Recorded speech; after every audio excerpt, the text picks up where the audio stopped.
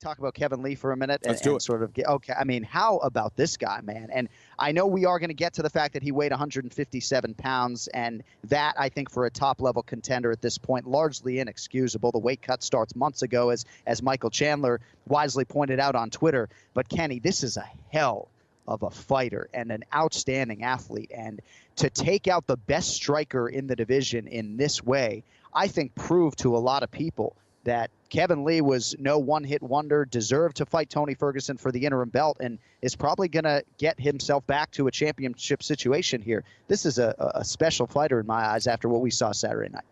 And especially given Khabib's performance over Edson Barboza, where, you know, people were having a conniption over, you know, what Khabib did and the kind of pressure that he was. How about a guy in Kevin Lee who put a similar kind of pressure, was able to get superior positions repeatedly on Edson Barboza, and showed much cleaner striking than Khabib Nurmagomedov, right? And I'm not sure if he's the same kind of wrestler or whatever, or that maybe does the same kind of ground and pound, but it's very similar. It was the same pressure, and there's no doubt about it that Kevin Lee is a far superior striker than Khabib Nurmagomedov.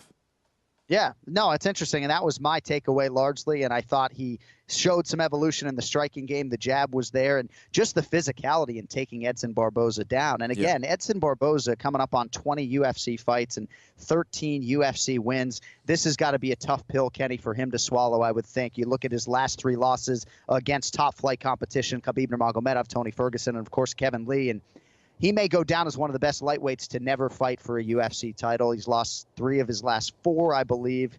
It may not even be that much, but when he's been up against the elite guys and they've been able to mix the martial arts the way Kevin Lee did, he just hasn't had a lot of answers.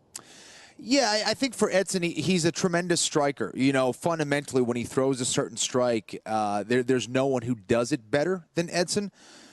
It comes down to footwork for me, is that Kevin Lee was able to back him up more often than not in a straight line. And that's not necessarily, that's Kevin Lee's pressure, of course, but Edson Barboza, when he used his lateral movement, wasn't establishing a jab as he went laterally, as he moved laterally. So from that position, Kevin Lee's able to close that gap repeatedly. And as good as Edson is as a striker, he can be better with just some simple ideas as far as his footwork and how he utilizes his range to keep guys off of them. And sometimes he kind of gets complacent and stays in the pocket when he doesn't need to, or he backs straight up. That's what I'm seeing from the outside in. And of course, you know, can his grappling be better? Sure, absolutely. But you know, a lot of times he was tying himself into the game with Kevin Lee. And of course, I'm sure we're going to, I don't know if you want to talk about it later. I don't know if Aljo's waiting for us, but when he had Kevin hurt, you know, when you're losing a fight, you're waiting for that one chance to take a guy out and hurt him. Well, he got that chance. That wheel kick was just phenomenal. It hit him right on the temple. It rocked Kevin Lee. What does he do? You finish him off with strikes, right? Right. No, he did not. He decided to get that front headlock. I don't know if he was looking for a darce or a guillotine, but what he did is he connected himself to Kevin Lee. The one thing that Kevin Lee wanted there was for Edson Barboza to just grab him, or for him to grab Edson Barboza. He just lost his chance. So it was unfortunate. Heat of the moment. You get excited. You're emotional. You're tired. You're not thinking clearly.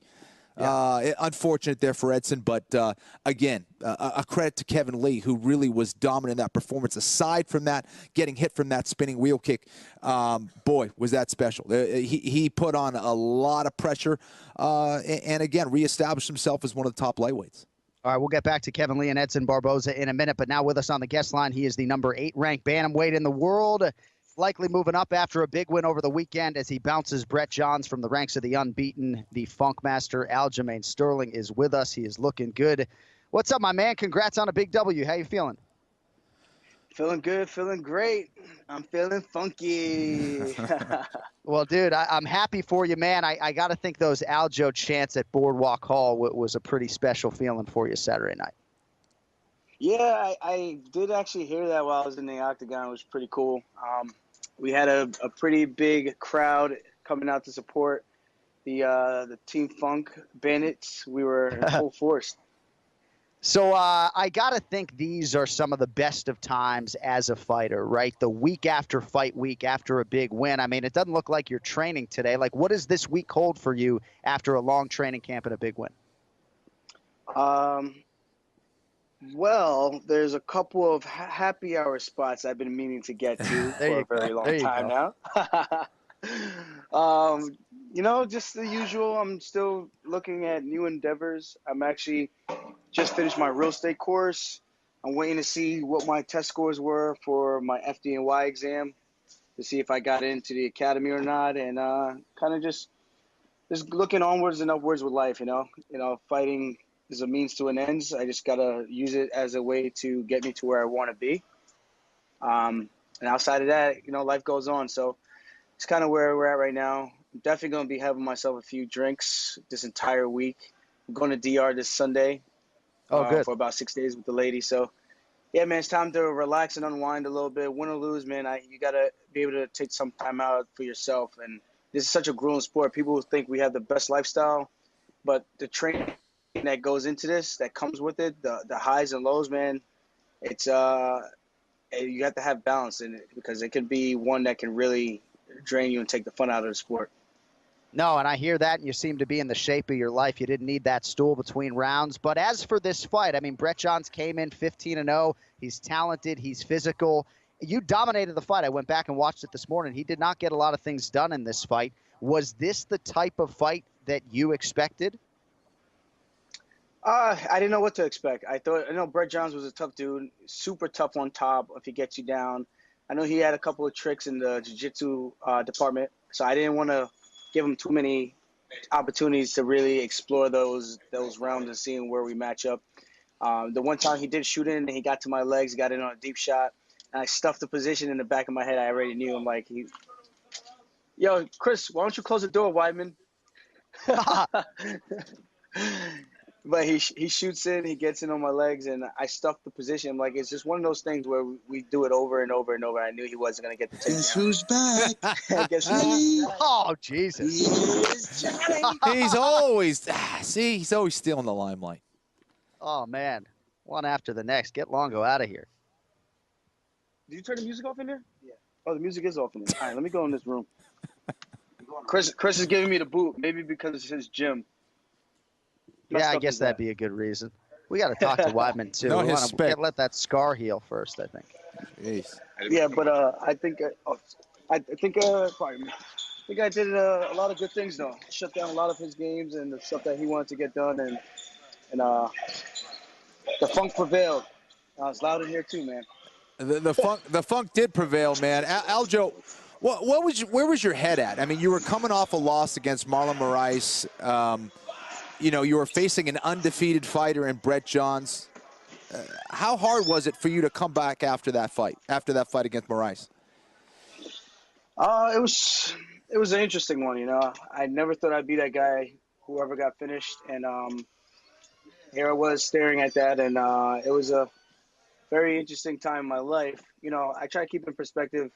It's not like I went out there and got outclassed. I had to just keep everything for what it was. I went out there, I made a mistake. I rushed to finish, and I paid the ultimate price in the sport, which is a knockout. Nobody wants to get separated from the consciousness on national TV in front of millions of people and on replay over and over again. I'm going to have to see that on his highlights every single time he gets ready to fight, So Right. It's just one of those things, but it comes with the sport. And that's just pretty much what I told myself. It is what it is. It's in the past. It's done already. We're here now. What do we do to get past this, and what do we do to move forward, and how do we make sure that never happens again? And focus, man. What I've been doing my entire career, focus. I lost focus in that fight, and yeah, man, it wasn't a good turnout. But skill for skill, man, I think he had his moments on the feet. I had my moments on the ground, and he rocked me by hitting me behind the ear. I lost my equilibrium. I wasn't hurt. I wasn't cloudy or nothing. Just lost my balance, and I was still able to latch on that freaking submission like a spider monkey. And I think that just shows my capabilities on the ground. I think when I get anybody on the ground, I have my way with them. So I will sure that never happens again. And focus, man. What I've been doing my entire career, focus. I lost focus in that fight, and yeah, man, it wasn't a good turnout. But skill for skill, man, I think he had his moments on the feet. I had my moments on the ground. And he rocked me by hitting me behind the ear. I lost my equilibrium. I wasn't hurt. I wasn't cloudy or nothing. Just lost my balance, and I was still able to latch on that freaking submission like a spider monkey.